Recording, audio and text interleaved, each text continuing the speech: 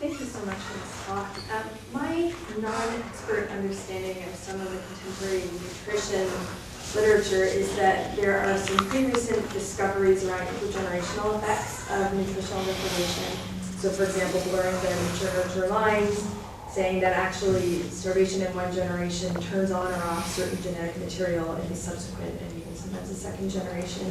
I'm wondering if you can talk about some of the implications of that newer research for this study in terms of the legacy of colonialism. Well, the intergenerational legacy of residential schools is, devastating in all aspects, but yeah, the long-term effects of malnutrition, multiple generations, is, it's hard to quantify what that would have been, but it was clearly profound. Also the effects on food culture. These children it was basically forced labor in residential schools. There was very little schooling done in residential schools.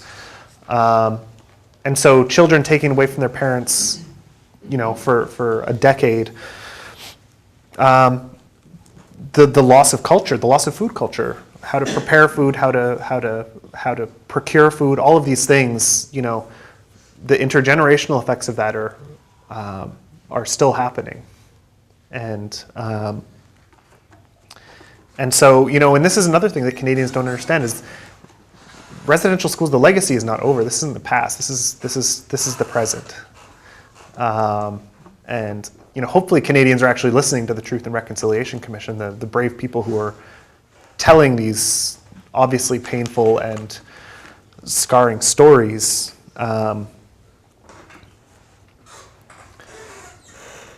But it's hard to tell what effect. Because there were so many things done to these children. Just to follow up on the last point, I think the public is not listening to the TRC, and they're not even hearing it through the media whatsoever, unless you're in one of the cities where there's a national meeting on Vancouver and Winnipeg. It's really below the public's radar. So even the concept that you could have reconciliation without any kind of real national dialogue is really, it looks like it's headed toward a sort of national failure in terms of real reconciliation without, as you've already said, to extend its mandate and give it the resources needed to actually have that kind of a national conversation. But I guess the question out of that is the media simply are not covering it. And I believe there's sort of an inherent bias there. But your piece seemed to puncture that and get through and get the national media, whether that was kind of a summertime story or something. Do you have any insight into what's going on there, why they're not covering the TRC, but your piece seemed to... I have no idea. I'm still trying to figure out what happened, but, I was just right place at the right time kind of thing.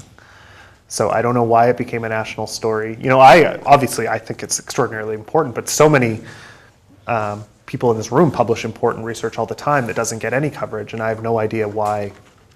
So, and for instance, Maureen Lux has published an article over a decade ago on tuberculosis vaccine experiments in residential schools, which received no media attention, and which is perhaps even a more horrific story to a certain extent. So I have no idea why the media chooses to cover certain stories. Yeah. I just want to mention, in terms of educating the public and students, the Mohawk Institute, which is the residential school in Brantford, is now under review. They don't have the money to keep the building going and so on, and you can go there on tours. Some of the only places where you can go and do that. And I take my students there, and it's a profound learning experience for them. So I just wanted to mention, if you're interested at all in seeing your voice, and they're having public consultations about it, because it's a site of national memory, testimony, and trauma, and at risk of not being there, of being wiped out in terms of the site of memory. So You can look it up through the Woodland Cultural Center or Mohawk Institute and find, you can go to the consultations and see. Or if you haven't been there, I would suggest you go, or if you have students you can take there, which I do every year.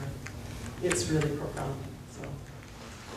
Well, this is something that, local universities could be doing. The fact that there is this resource that students need to see that is at risk of closing. This is something that there's a lot of universities in the area that should perhaps be taking a role in preserving that. Just get back to this concept of intergenerational effects and that question you asked about why weren't people looking at these kinds of things before. I think we have to, remind ourselves that the social sciences and food history and that as well are part of a neo-colonial, they've had sort of a neo-colonial history in recent times. They were profoundly dominated by British and particularly American scholars up until fairly recently, and they brought with them their concerns and their interests. I was trained in 2 universities in Canada. One was almost completely dominated by American scholars, and 2 or 3 Canadian scholars who had been trained in the States. And they had, except for the Canadians, and even then, very little interest in the Canadian context, And so, I think sociology was probably the most affected by that experience, but, I don't know, other disciplines were as well. And what are the intergenerational effects of that?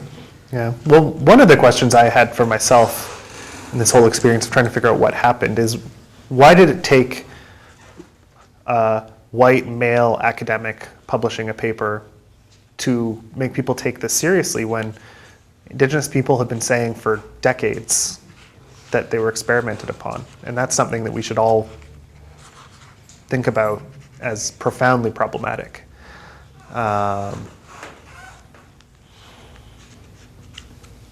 that seems a good note to, ironically, I guess, end our conversation on. Please join me in welcoming that. Thank you.